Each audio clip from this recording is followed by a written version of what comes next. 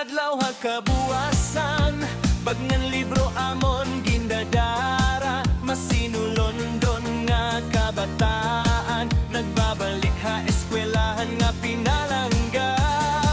Mga maestra nga buotan, andam magtuduhin mo pa'y nga leksyon, para haamon mga damgo nga nandando, nga makabot ha maabot nga panahon. Natapos na ang bakasyon, panahon na hinpagaram, magkakaupo na liwat kita, ha, aton eskwelahan.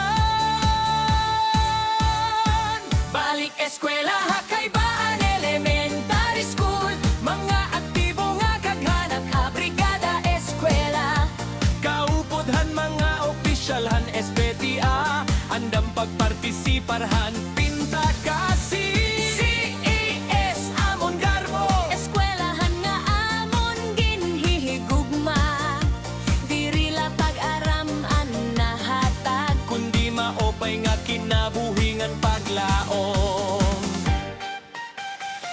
Bag-o nga libro, bag-o nga leksyon, bag-o nga mga hingyap ngan misyon, pagrespeto ngan pagburublig, amon ginkakaptan kada adlaw.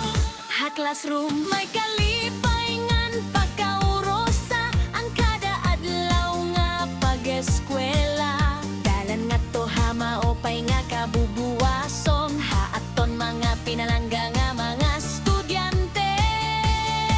Sabay-sabay kita magsiring, Mga damgo diri naton babayaan, pinaagihan pag-aram ngan paningkamot, magmamalin ang puson kitahan aton pagkaurosa.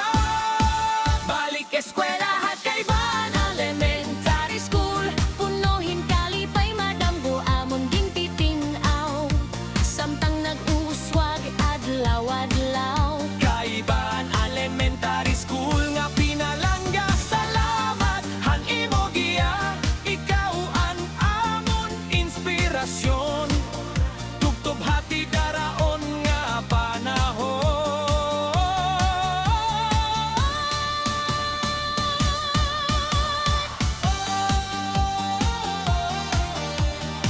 Balik eskwela nga liwat, Kaybaan Elementary School, padayon mga estudyante. Hey, di ka nga kindergarten nga to grade 6 nagakaurosa, waray pagbulag-bulag, ang kadapahina nga amon gibubuklag, unuhin kahibaro nga amon gititipigan, ha, ilaro man adlaw ngan uran, nagpapadayon bisan ano man kay an edukasyon nga amon karuyag, maupay nga pundasyon ang amon kinabuhi.